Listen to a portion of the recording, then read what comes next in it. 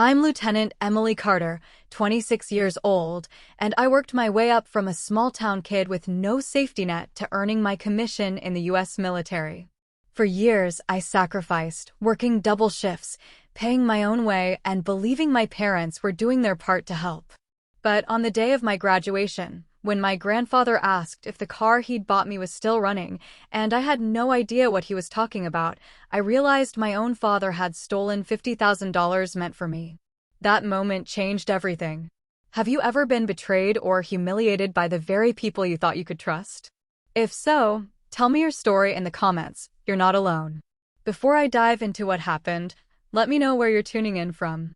And if you've ever had to stand up for yourself after being wronged, hit that like button and subscribe for more true stories about setting boundaries and reclaiming your worth. What happened next might surprise you. I grew up in a small house on Maple Street, where the paint peeled in the summer and the heat never quite reached the back bedrooms in winter. My parents, Thomas and Linda Carter, worked steady jobs, nothing glamorous, nothing that would ever make us rich, but we were stable. My father managed a hardware store. My mother did bookkeeping for a dental office. We had what we needed, and I learned early not to ask for what we didn't. My grandfather, Henry Whitman, was different. He lived 40 minutes away in a house that didn't feel like it belonged in the same world as ours. He'd built his money slowly, methodically, starting with a small construction business in his 20s and growing it into something substantial by the time I was born. He wore simple clothes, drove a modest car, and never flaunted what he had. But you could see it in the way he carried himself, the quiet confidence of a man who'd earned every dollar and knew its value. I was 8 the first time he told me I could be anything I wanted. We were sitting on his back porch, watching the sun drop behind the trees. I'd mentioned, casually, that I wanted to be a soldier. My father had laughed it off earlier that day, said it wasn't a real plan, that I'd grow out of it. But Henry looked at me seriously. "Then you'll be a soldier," he said. "And you'll be a damn good one." He never dismissed me. That mattered more than I knew how to say. As I got older, the difference between my father and my grandfather became harder to ignore. Thomas Carter was a proud man, but his pride was brittle. He wanted to be seen as successful, as the one in control, but he was always measuring himself against Henry and coming up short. At family dinners, my father would talk over everyone, telling stories that made him sound more important than he was. Henry would sit quietly, smiling, letting him have the floor. I didn't understand it then. I thought Henry was just being polite. My mother was softer, kinder, but she lived in my father's shadow. She smoothed over his rough edges, made excuses when he snapped at someone, redirected conversations when things got tense. "Your father just wants to feel proud," she'd say to me more than once, as if that explained everything. I stopped arguing with her about it. It was easier to just let it go. I worked hard in school. I didn't have a choice, no one was going to hand me anything. I studied late, joined ROTC in high school, kept my grades high enough to earn a partial scholarship to a state university. I wanted to serve. I wanted structure, discipline, a life built on something solid. The military made sense to me in a way nothing else did. Henry saw it. He understood before anyone else that I wasn't just playing around, that this was real. When I got my acceptance letter to the university, he called me that night. "I'm proud of you, Emily," he said. His voice was steady, certain. "You're going to do great things." My father's reaction was different. He smiled, said congratulations, but there was something strained in it. He made a comment about how expensive college was, how hard it would be, how I'd need to be smart about money. I told him I'd figure it out. I always did. Henry started sending checks during my freshman year. Small amounts at first, 200 here, 300 there, meant to help with books, groceries, gas. I never saw them. My father would intercept the mail, tell me he'd taken care of it, that I didn't need to worry. I'd thank him, assume he deposited the money into my account, and then wonder why my balance never seemed to match what I expected. I worked 2 jobs that year. I waited tables at a diner near campus and cleaned offices on weekends. I was exhausted most of the time, running on coffee and 4 hours of sleep, but I told myself it was temporary. I told myself I was building something.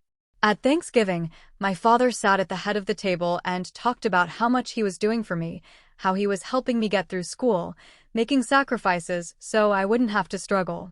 I looked at my mother. She nodded along, smiling. I looked at Henry.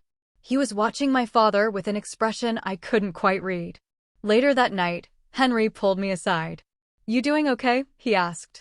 "You look tired." "I'm fine," I said. "Just busy." He studied me for a moment, then nodded. "If you ever need anything, you call me. Don't wait."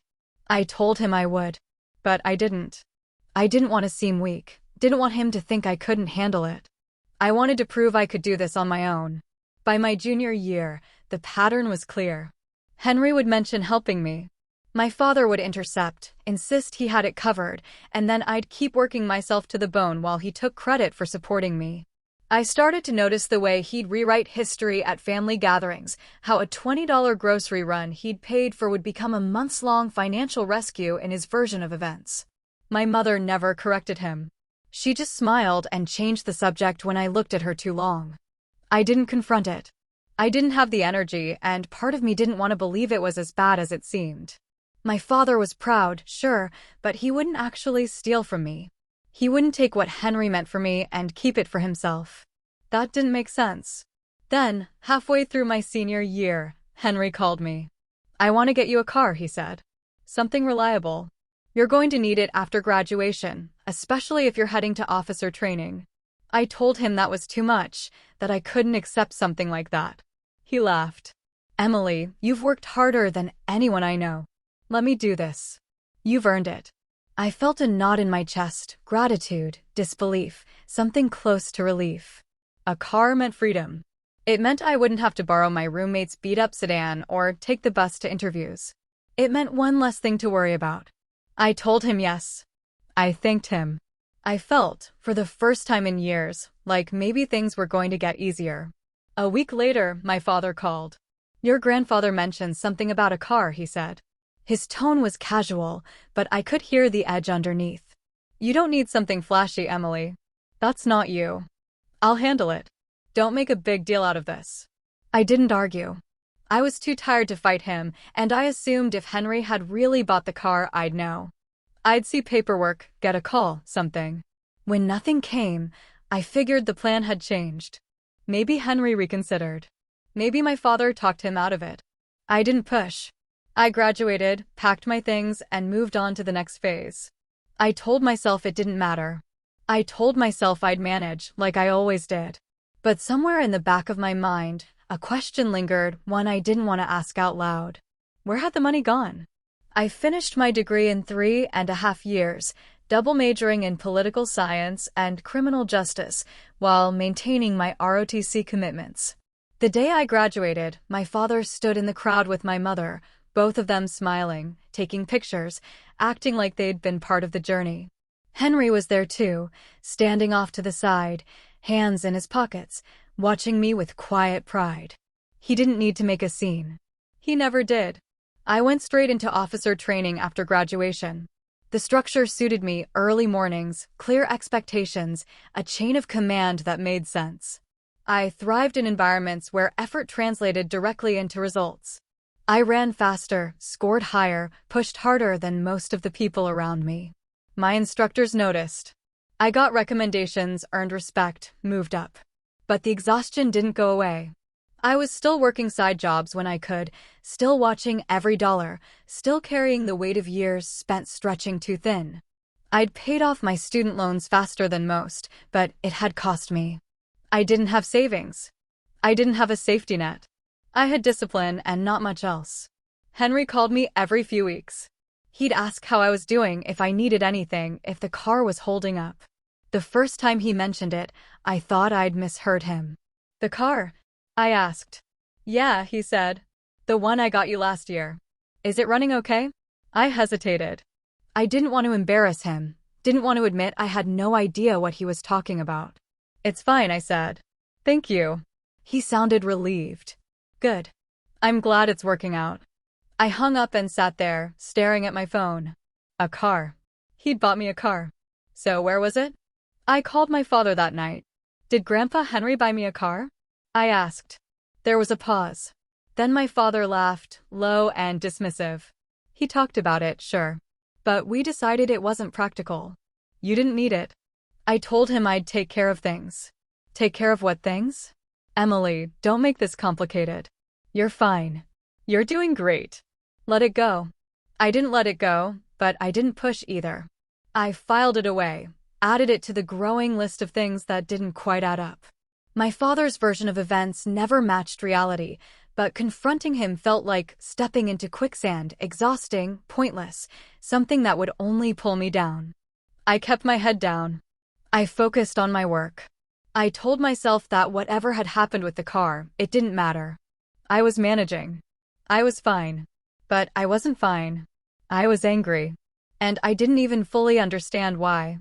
At family dinners, my father would hold court, telling stories about how much he'd sacrificed for me, how he'd supported me through college, how proud he was of everything I'd accomplished. My mother would nod along, adding small details that made his version sound more convincing. I'd sit there, quiet, watching them rewrite the past in real time. Henry would catch my eye sometimes, and I'd see something in his expression, concern, maybe, or frustration, but he never said anything in front of my parents. He played along, kept the peace, let my father have his moment. One night, after a particularly long dinner where my father had spent 20 minutes talking about how he'd kept me on track during college, Henry walked me to my car. It was borrowed, a friend's sedan that rattled when it hit 40. He looked at it for a long moment, then looked at me. "You're not driving what I bought you," he said quietly. I froze. "What?" "The car. You're not driving it." I didn't know what to say. I felt my throat tighten, felt the weight of years pressing down on me. "I don't have it," I said finally. "I never got it." Henry's jaw tightened. He didn't say anything for a long moment. Then he nodded, slow and deliberate. "I see." He didn't ask me what happened. He didn't need to. We both knew. He put a hand on my shoulder. "You've worked harder than you should have had to," he said. "I'm sorry I didn't see it sooner." I wanted to tell him it wasn't his fault. I wanted to tell him I was fine, that I'd managed, that it didn't matter. But I couldn't get the words out. I just nodded. He squeezed my shoulder once, then stepped back. "I'm proud of you, Emily. Don't forget that." I got in the car and sat there for a long time before I drove home. I felt something shifting inside me, something I couldn't name yet. It wasn't quite anger. It wasn't quite grief. It was the slow, terrible realization that I'd been lied to for years, and that the people who were supposed to protect me had been the ones taking from me instead. I didn't sleep that night. I lay in bed, staring at the ceiling, replaying every intercepted check, every deflected question, every time my father had smiled and told me he'd taken care of it. I thought about the jobs I'd worked, the shifts I'd pulled, the nights I'd gone without sleep because I thought I had to. Because I thought no one was helping me. But someone had been trying to help me. And my father had stolen it. I didn't cry. I didn't break down. I just lay there, cold and awake, understanding for the first time what betrayal actually felt like. The next morning, I called Henry. "I need to know," I said. "What exactly did you give my father?" There was a pause. Then Henry sighed. $50,000, he said. "Last year. For a car. I wanted you to have something reliable." $50,000. I closed my eyes. "And he told you I got it?" "He said he'd handle it. That you were busy with training, and he'd make sure it got to you." I never saw a dollar of it. Henry didn't respond right away. When he did, his voice was tight, controlled. "I'll deal with this." "No," I said. "I will." I didn't know how yet. But I knew I wasn't going to let this go. Not anymore. My military graduation was scheduled for mid-September, 3 months after that phone call with Henry. It was the kind of ceremony that mattered, formal, public, the culmination of years of work. My commissioning as a second lieutenant. I'd earned it. Every early morning run, every late-night study session, every moment I'd pushed through exhaustion had led to this. My parents drove up the day before. My father was in a good mood, talking about how proud he was, how he'd always known I'd make it. My mother smiled beside him, nodding along, playing her role. I didn't engage much. I'd spent the last 3 months keeping my distance, responding to their calls with short answers, avoiding dinners, finding excuses. They didn't seem to notice, or if they did, they didn't care enough to ask why. Henry flew in that morning. He'd insisted on being there, said he wouldn't miss it for anything. I met him at his hotel before the ceremony. He looked older than I remembered, a little thinner, but his eyes were sharp. He hugged me, held on a little longer than usual. "You ready?" he asked. "I think so." He smiled. "You've been ready for years, Emily. Today's just the part where everyone else figures it out." The ceremony itself was crisp, formal, everything I'd expected. I stood with the other newly commissioned officers, took my oath, felt the weight of the moment settle over me. When it was done, I found my family in the crowd. My father was grinning, shaking hands with people he didn't know, playing the proud parent. My mother stood beside him, quieter but smiling. Henry hung back, watching. We gathered afterward in the reception area, tables set up with punch and cookies, families taking pictures, officers congratulating each other. My father was in his element, talking loudly, making sure everyone knew I was his daughter. I stood next to him, smiling when I was supposed to, shaking hands, accepting congratulations. Then Henry walked over. He was carrying a small gift bag, something wrapped in tissue paper. He handed it to me. "For you," he said. "I know you've got everything you need, but I wanted you to have this anyway." I opened it.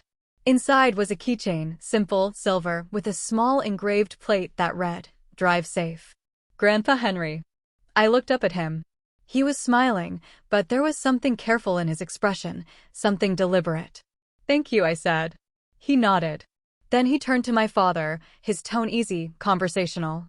"So, Emily," he said, looking back at me but speaking loud enough for my father to hear, "how's the car running? Still treating you well?" I felt the air shift. My father went still beside me. My mother's smile faltered. I stared at Henry. "What car?" His smile didn't change, but his eyes sharpened. He kept his gaze on me. "The one I bought you last year. The $50,000 I gave your father to get you something reliable." The noise around us seemed to drop away. I heard someone laugh at a nearby table. I heard the clink of glasses. But everything felt distant, muted, like I was underwater. I looked at my father. His face had gone pale. He opened his mouth, closed it, opened it again. "Henry, what did you do with the money, Thomas?" Henry's voice was calm, measured, but there was steel underneath it. My mother looked down at the floor. My father's mouth worked, but no sound came out. People around us were starting to notice, starting to turn and look. I felt something cold settle in my chest. Not anger. Not yet. Just clarity. "You took it," I said quietly. "You took it and you never told me." My father's face flushed. "Emily, it wasn't like that. You needed $50,000. I kept my voice low, controlled. "For what?" He didn't answer. He looked at Henry, then at my mother, then back at me. "We were going to pay it back," he said finally. "It was temporary." You weren't going to do anything," Henry said. His voice was still calm, but I could hear the edge in it now. "You lied to me. You lied to her. You took money that was meant for your daughter, and you kept it." My mother finally spoke, her voice barely above a whisper. "Thomas, we should go." "No," I said. Both of them looked at me. "No. You don't get to leave." "Not yet." My father's jaw tightened. "Emily, don't do this here." "Do what?" "Ask you why you stole from me." I could feel people staring now, could feel the weight of their attention, but I didn't care. "I worked 2 jobs in college, Dad. I worked weekends, nights, every spare hour I had. I thought I was doing it because I had to. Because no one was helping me." "We were helping you, you weren't." My voice cracked, just slightly, and I hated it. "You were taking from me. You were letting me struggle while you kept what was mine." He didn't have an answer. He just stood there, red-faced, looking around at the people watching us. My mother's eyes were wet, but she didn't say anything. She just stood there, frozen. Henry stepped closer to me, his voice quiet. "Emily, we can finish this later." I shook my head. "No. I'm done finishing things later." I looked at my father. "I want to know what you spent it on."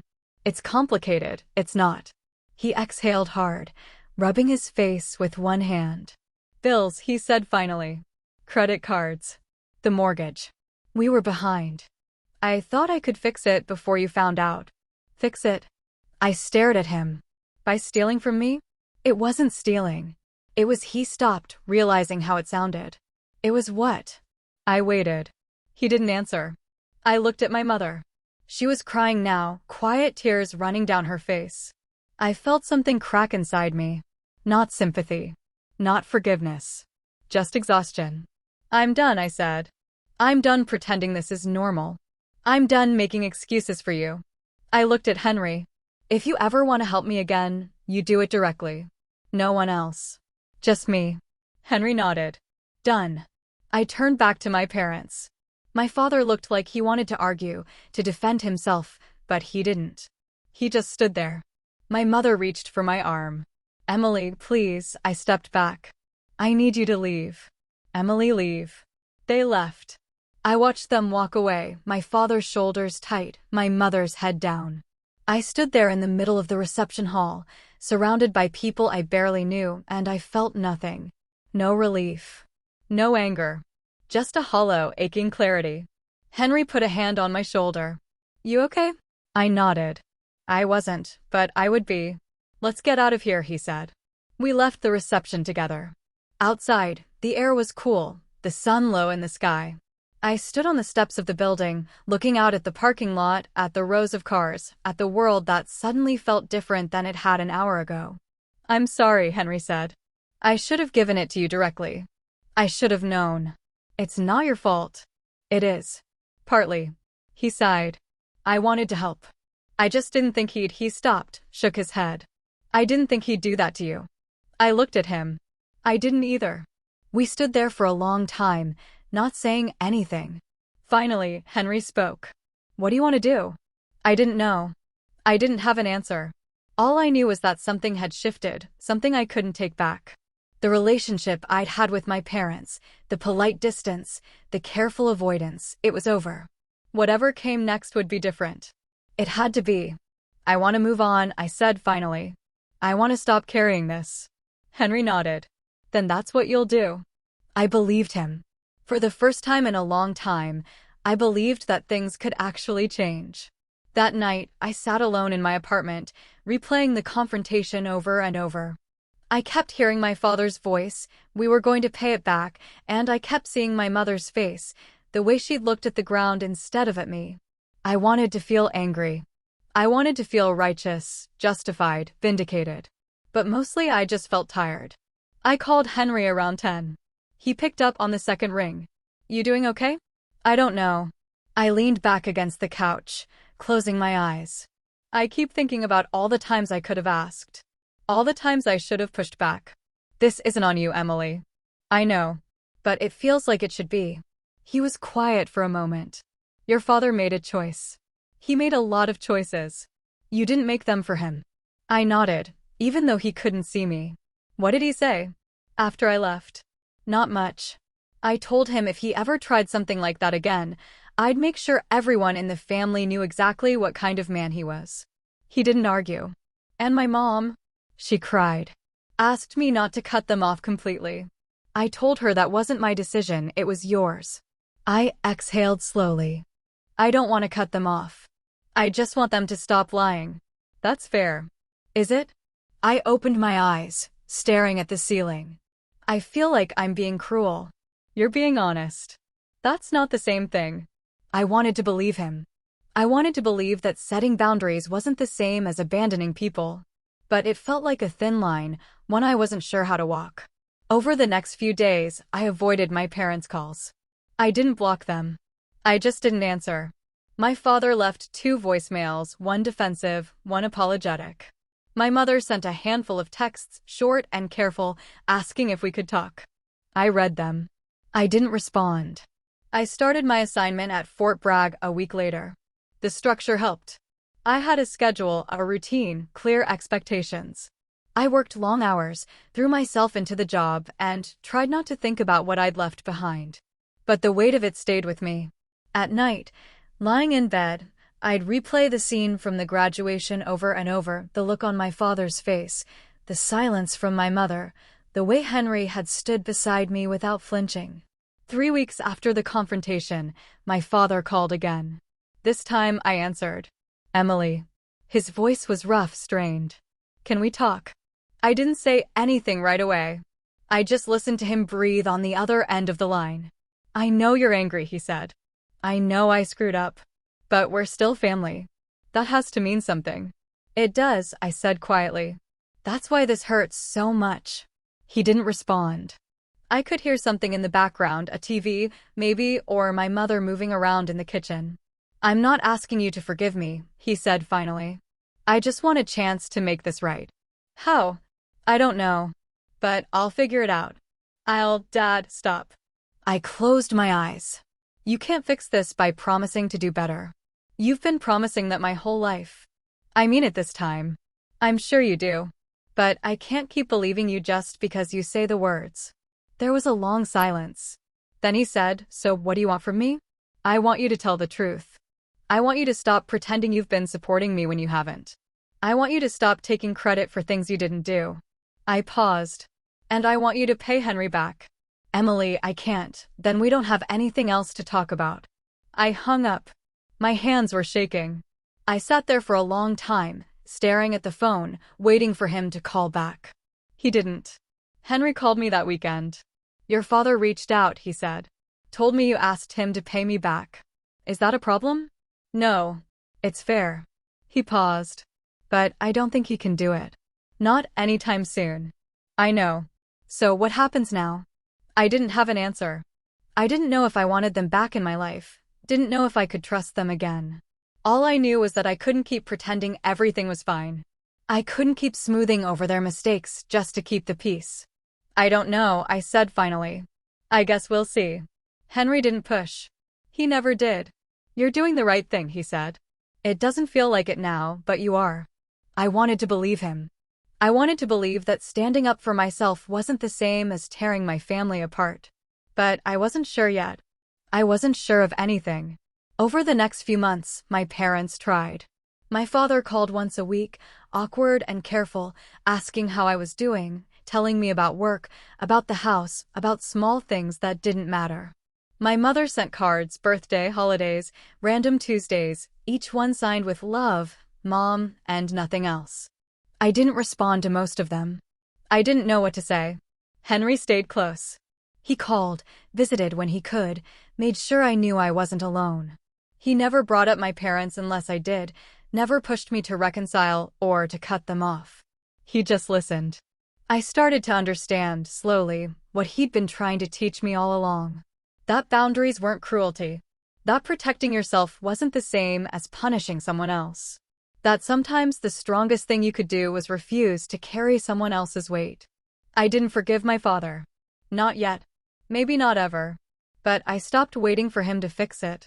I stopped waiting for an apology that would make it all make sense. I just moved forward. And for the first time in a long time, that felt like enough. A year later, my parents' financial situation had gotten worse. I heard about it through Henry. My father had asked him for a loan, something to help cover the mortgage. Henry had refused. My mother called me a week after that, her voice tight and desperate, asking if I could help. I told her no. It wasn't easy. It didn't feel good. But I knew that if I gave them money, I'd be stepping back into the same pattern, the one where I sacrificed, and they took, and nothing ever changed. So I held firm. My father tried a different approach a few weeks later. He called me, his tone softer, more vulnerable than I'd ever heard it. "Emily, I know I don't deserve to ask. But we're in trouble. Real trouble. The bank's threatening foreclosure. Your mother's been crying every night. I don't know what else to do." I sat there, phone pressed to my ear, and I felt something twist inside me. Not guilt. Not quite. Just the ache of watching someone you used to love drown, knowing you couldn't save them. "I'm sorry," I said. "But I can't help you." "Emily, please, you had $50,000, Dad. You had it, and you spent it. That's not my fault. I made a mistake. You made a choice." My voice was steady now, clear. "You chose to take what was mine. You chose to lie about it. And now you're living with the consequences. I'm not going to fix that for you. He didn't say anything for a long time. Then, quietly, "You've gotten hard." "No," I said. "I've gotten smart." I hung up.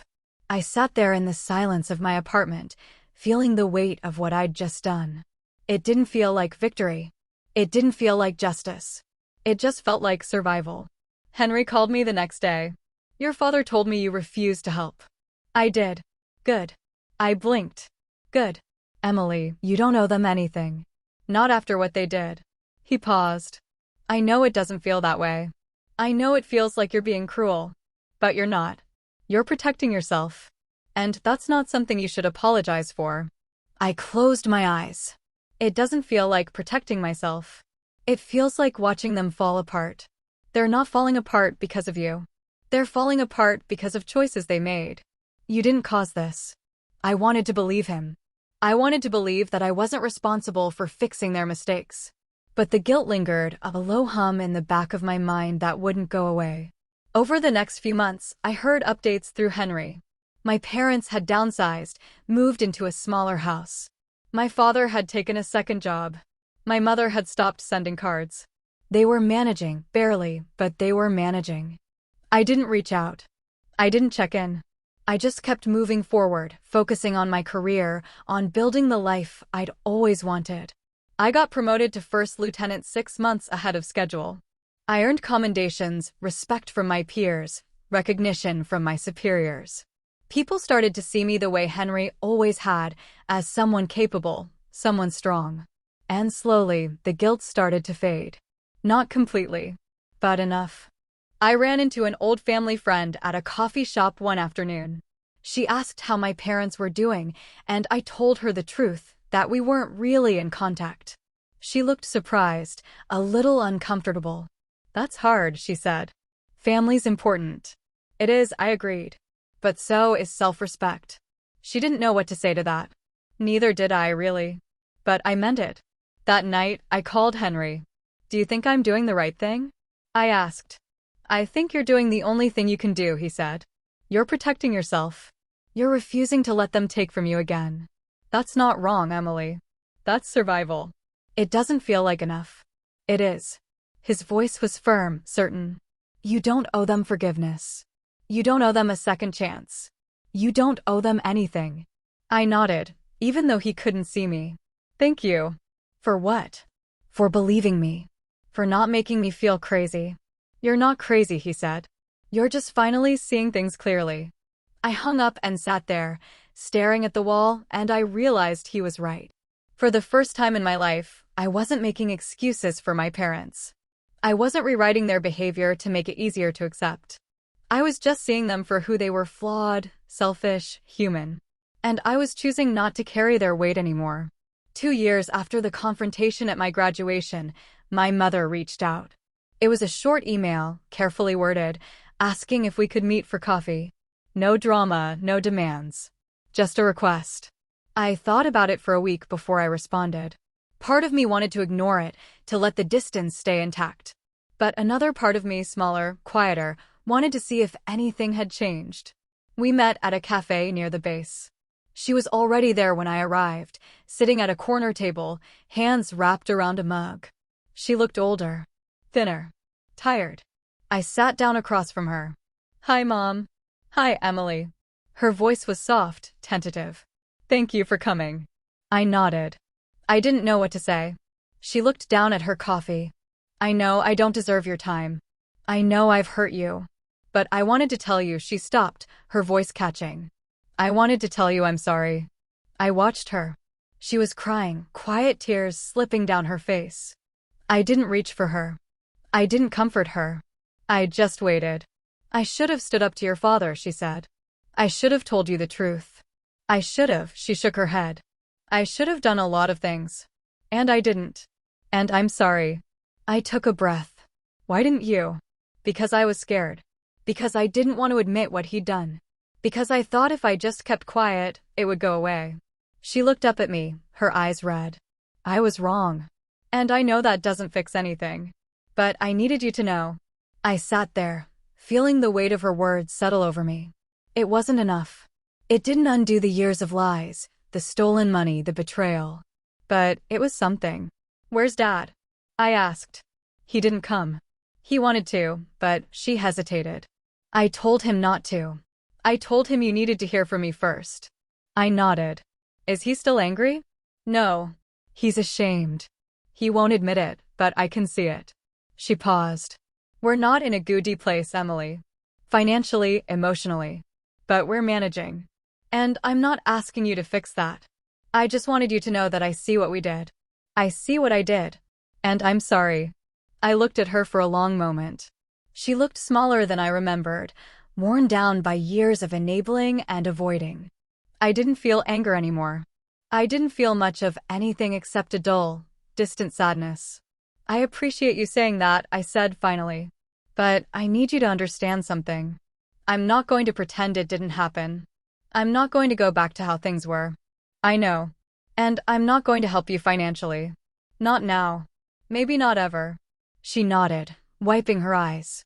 I understand. If you want to be part of my life, it has to be honest. No more covering for Dad. No more rewriting history. Just the truth. Okay. Her voice was barely a whisper. Okay. We sat there in silence for a while. The coffee shop hummed around us, conversations, laughter, the hiss of the espresso machine. Normal life, continuing. Can I ask you something? She said eventually. Sure. Do you hate us? I thought about it. Really thought about it. No, I said. I don't hate you. But I don't trust you either. And I don't know if I ever will again. She nodded slowly. That's fair. We finished our coffee. She asked about my work, and I gave her the basics, enough to be polite, not enough to let her back in completely. When we left, she hugged me. I let her, but I didn't hug back. Not yet. Can we do this again? She asked. Maybe in a few months? Maybe, I said. We'll see. She nodded and walked away. I watched her go, feeling something shift inside me. Not forgiveness. Not reconciliation. Just the smallest crack in the wall I'd built. I called Henry that night. I saw my mother today. How'd it go? She apologized. Said she should have stood up to my father. Do you believe her? I think she means it. But I don't know if that changes anything. Henry was quiet for a moment. It doesn't have to change anything. You get to decide what you're willing to give them. No one else. I don't want to shut them out forever, I said. But I don't want to go back to how things were either. Then don't. You set the terms. You decide how much access they get. And if they can't respect that, they don't get any. I nodded. That feels right. Good. Then trust that. Over the next year, I saw my mother 3 more times. Short meetings, carefully neutral territory. She never brought my father. She never asked for money. She just talked, listened, and slowly, very slowly, we began to rebuild something. Not the relationship we'd had before. Something smaller, more cautious, built on honesty instead of obligation. My father reached out once, a long email full of apologies and explanations. I read it twice, then filed it away. I wasn't ready to respond. Maybe I never would be. But I kept the door open, just a crack, in case someday I was. Henry watched from a distance, never pushing, never judging.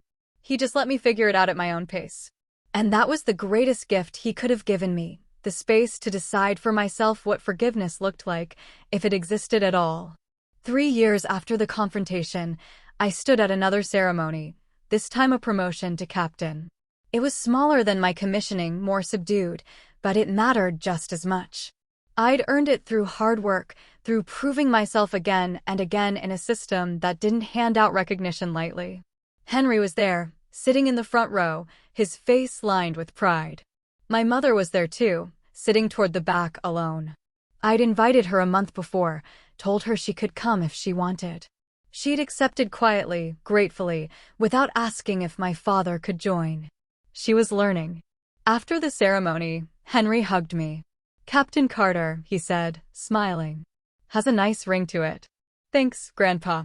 He handed me an envelope. For you. No middleman this time. I opened it. Inside was a check for $25,000, made out directly to me. A note was clipped to it. For the car you never got. Buy something you actually want. Henry the First looked up at him, my throat tight. You don't have to do this. I know. But I want to. He squeezed my shoulder. You've earned more than I'll ever be able to give you, Emily. This is just a start. I hugged him, holding on longer than I usually did. Thank you. For everything. Don't thank me. Just keep being who you are. My mother approached carefully, standing a few feet away, waiting for permission. I nodded, and she stepped closer. Congratulations, she said. Her voice caught. You look so strong. Thanks, Mom.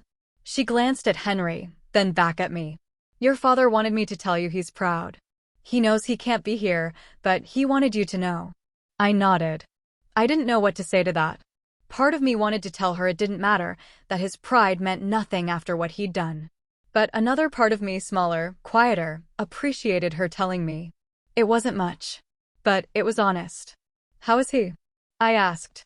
He's managing. Working a lot. She hesitated. He's trying, Emily. In his own way. That's good. We stood there in awkward silence for a moment. Then she reached into her purse and pulled out a small, wrapped box. I got you something. Nothing big. She handed it to me. Just something I thought you'd like. I unwrapped it. Inside was a simple silver bracelet with a single engraved charm, strength. I know it's not much, she said quickly.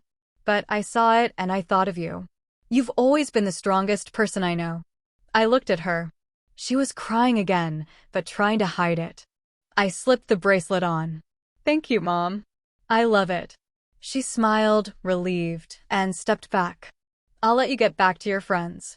I just wanted to be here. I'm glad you came. She nodded and walked away. I watched her go, feeling something unfamiliar, not forgiveness, not yet, but maybe the beginning of it. Henry stood beside me. You doing okay? Yeah. I think I am. She's trying. I know. It's just I paused. It's hard to forget. You don't have to forget. You just have to decide if you want to move forward. I looked at him. Do you think I should? I think you should do whatever feels right to you.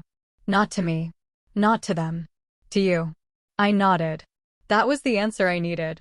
Later that night, I sat in my apartment with the check from Henry on the table in front of me. $25,000. Enough to buy a car. Enough to start saving seriously. Enough to build the life I'd always wanted. I thought about my father, about the $50,000 he'd stolen, about the years I'd spent working myself to exhaustion while he took credit for supporting me. I thought about my mother, about the way she'd looked at the ground during my graduation, unable to meet my eyes.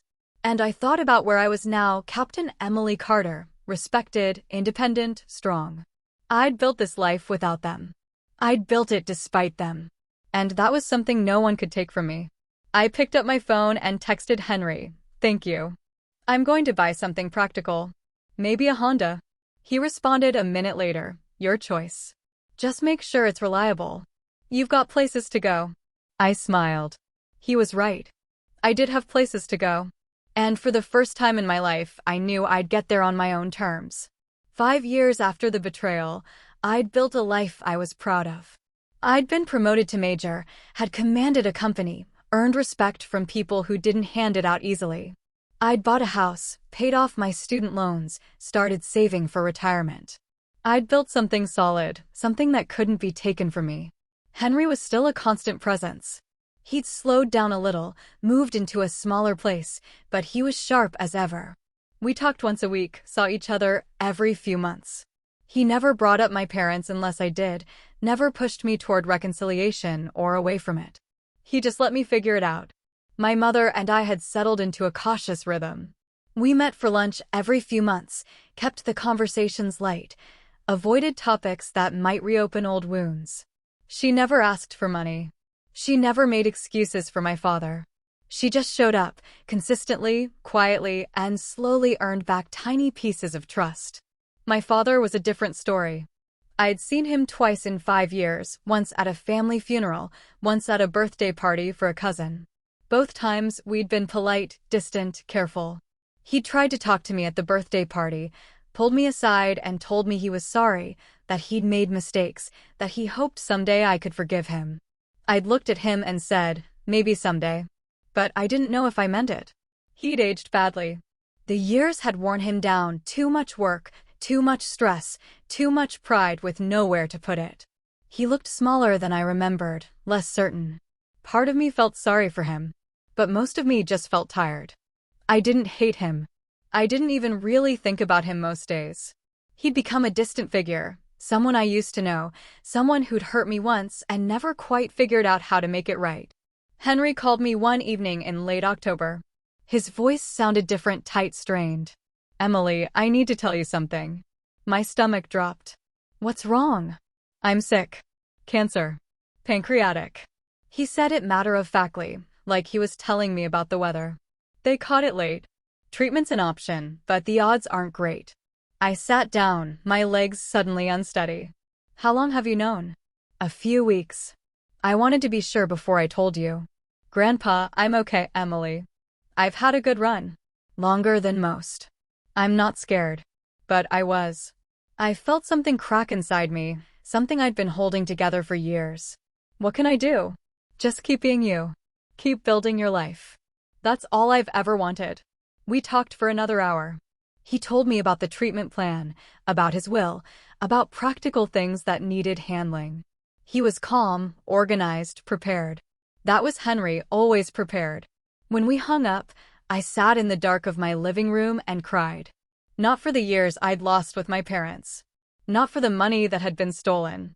Just for the man who'd believed in me when no one else had, who'd stood beside me when it mattered, who'd taught me what integrity looked like. I called my mother the next day. "Did you know about Grandpa, Henry?" "Yes. He told us last week." "How's Dad taking it?" She was quiet for a moment. "Not well. She paused. He's been thinking a lot about how things ended between you two." "Between me and Grandpa?" "Between you and your father." I didn't say anything. "He wants to see you, Emily." Before, she stopped. "He wants to make things right." "I don't know if that's possible." "I know. But maybe you could try."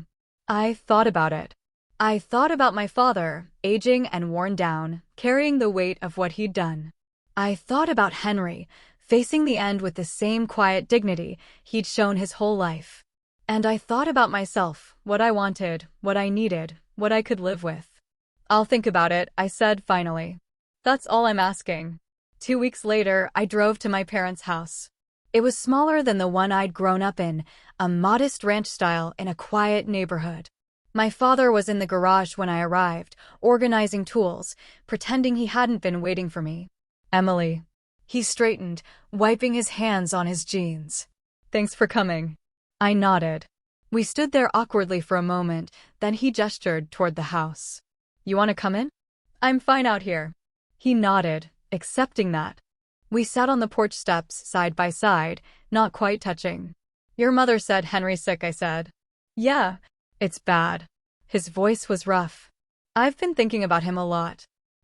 He stopped, cleared his throat. "About what I did." I didn't respond. I just waited. "I was wrong," he said finally. "I was wrong to take that money. I was wrong to lie to you. I was wrong about a lot of things." He looked at me, his eyes red. "I don't expect you to forgive me. I just wanted you to know that I see it now. What I did to you. What I took from you." I studied his face. He looked older, sadder, like the years had finally caught up with him. "What changed?" I asked. "Watching Henry get sick. Realizing," he exhaled shakily. "Realizing I might not have much time left either. And knowing that if I died tomorrow, my daughter would barely know me. Because of choices I made." I felt something twist in my chest. Not forgiveness. Not yet. But something softer than anger. "I'm not asking you to forget," he said. "I'm just asking for a chance. To be part of your life. Even just a little." I looked out at the street, at the neat rows of houses, at the ordinary world continuing around us. "I don't know if I can trust you again," I said quietly.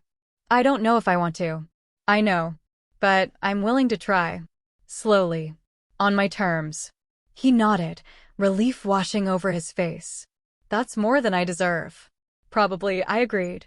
We sat there for a while longer, not saying much, just existing in the same space.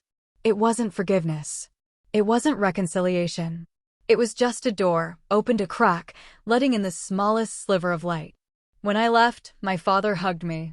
I let him, but I didn't hug back. Not yet. Maybe someday. Henry died 6 months later, peacefully, in his sleep.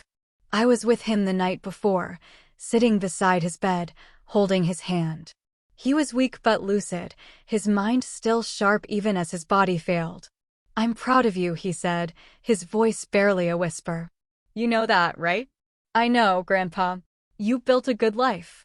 A strong life. You didn't let them break you." I squeezed his hand. "Because of you." He smiled. "No, because of you. I just reminded you what you already had."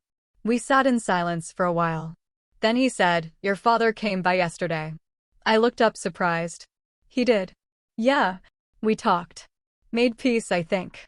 As much as we could." He paused. "He's trying, Emily. He's not good at it. But he's trying." "I know. Give him a chance." "Not for him. For you. So you don't spend the rest of your life carrying anger." I nodded, my throat tight. "I will." "Good." He closed his eyes, exhausted. That's all I needed to hear.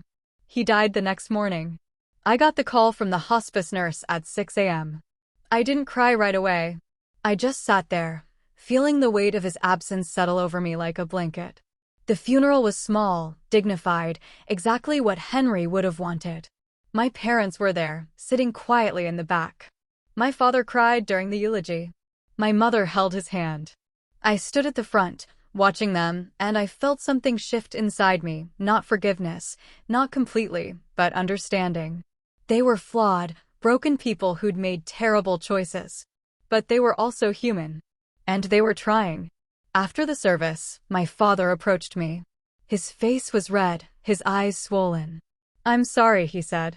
"For everything. For all of it." I looked at him. "I know. Can we?" He stopped, struggled to find the words. "Can we try to be a family again? I know it won't be like it was.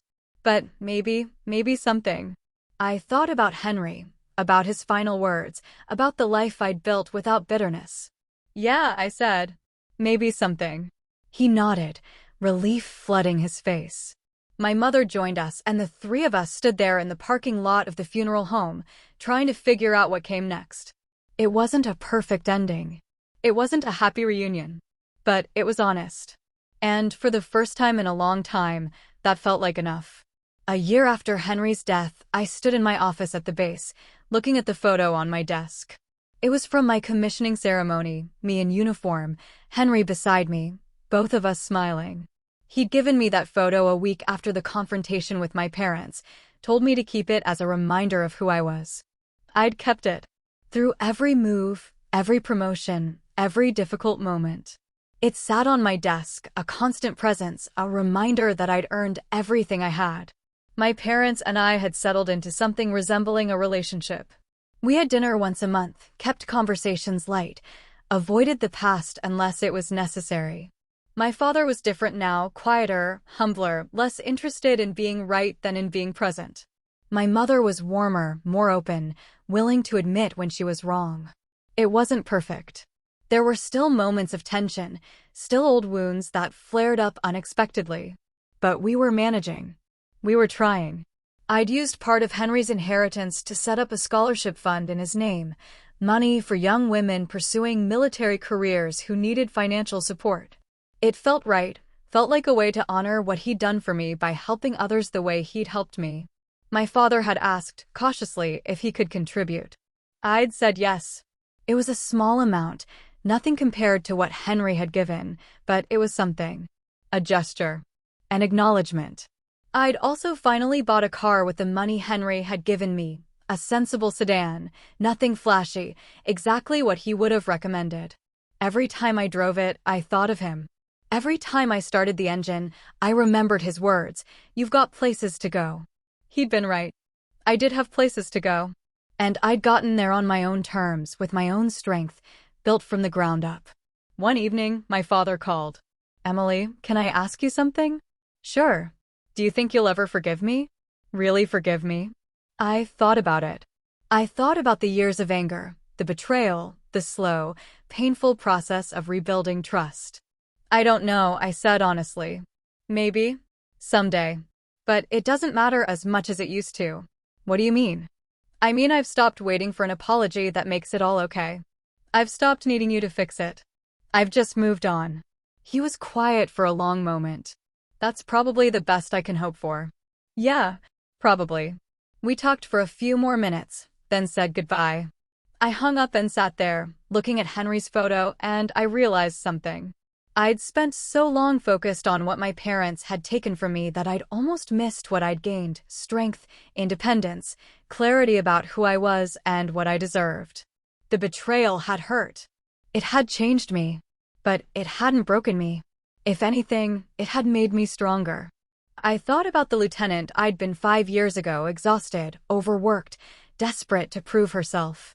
And I thought about the major I was now, confident, respected, secure in who I'd become. The lesson wasn't just about money.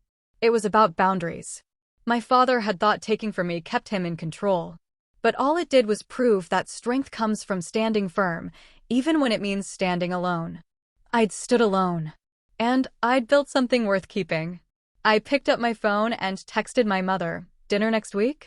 She responded immediately, "I'd love that." I smiled. It wasn't forgiveness. It wasn't reconciliation. It was just forward motion, one small step at a time. And that was enough. I turned back to my desk, to the stack of reports waiting for my signature, to the work that gave my life structure and meaning. Outside, the sun was setting, painting the sky in shades of orange and gold. I had places to go, and I was finally completely on my way. I received the promotion to lieutenant colonel on a cold morning in March, 7 years after that confrontation at my graduation. The ceremony was larger this time, more formal, with senior officers I'd worked under and young lieutenants I'd mentored filling the chairs.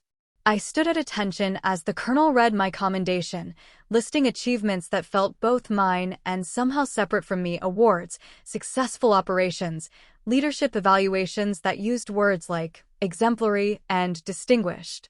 My parents were there. Both of them.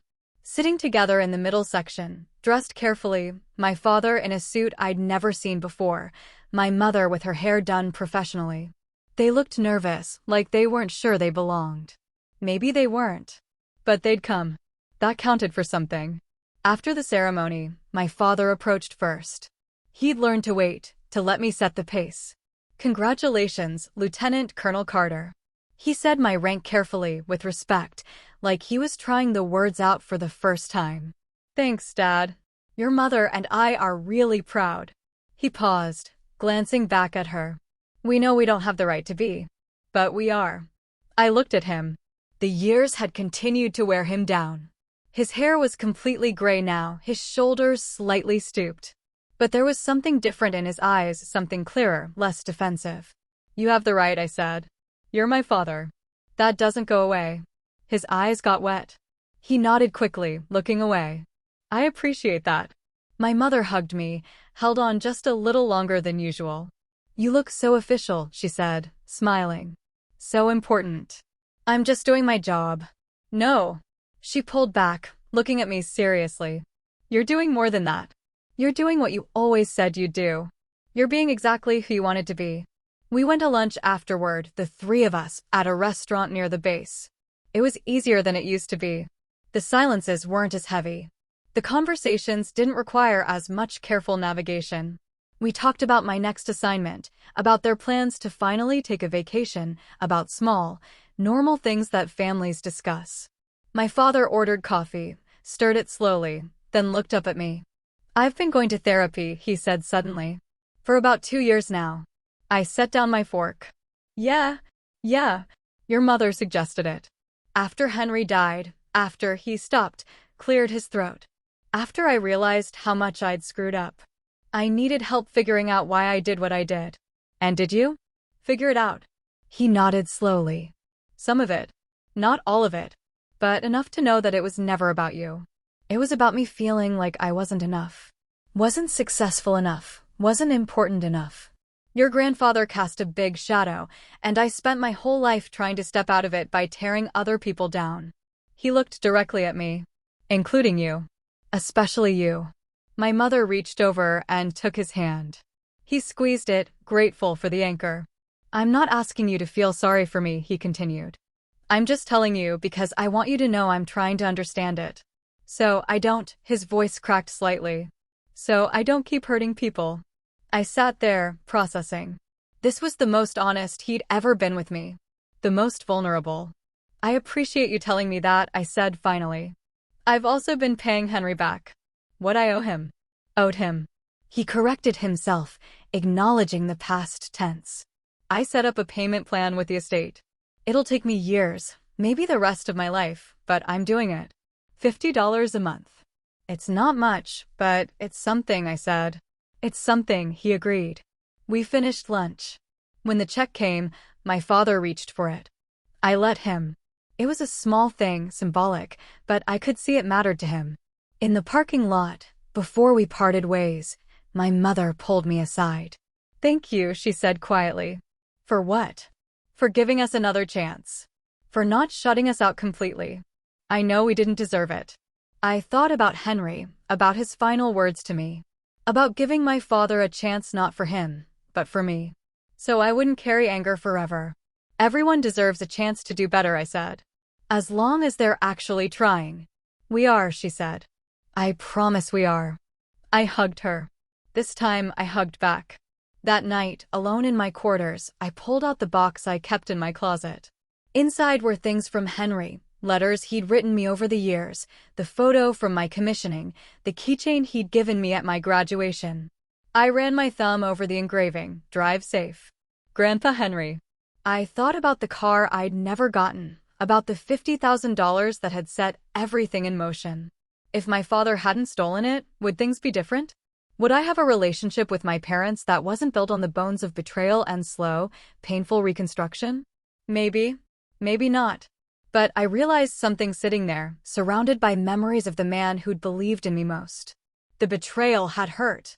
It had changed the trajectory of my life, forced me to build everything alone, taught me that trust was something you earned slowly and lost quickly. But it had also made me who I was. Strong. Independent. Clear about my boundaries and unwilling to compromise them. I'd learned that you could love people and still protect yourself from them. That forgiveness wasn't about forgetting, it was about refusing to let someone else's mistakes define your future. I put the box away and looked at myself in the mirror. Lieutenant Colonel Emily Carter. A woman who'd earned every rank, every commendation, every ounce of respect. A woman who'd been stolen from and had still built something worth keeping. My father was trying. My mother was trying. And I was letting them, not because they deserved it, but because I deserved peace. That was enough. That was everything. I picked up my phone and texted my father, "Thank you for lunch. And for being honest." He responded a minute later, "Thank you for showing up. It means more than you know." I smiled and set the phone down. Outside my window, the base was quiet, the evening settling in.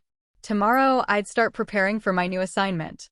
Tomorrow, I'd keep building the life I'd fought for.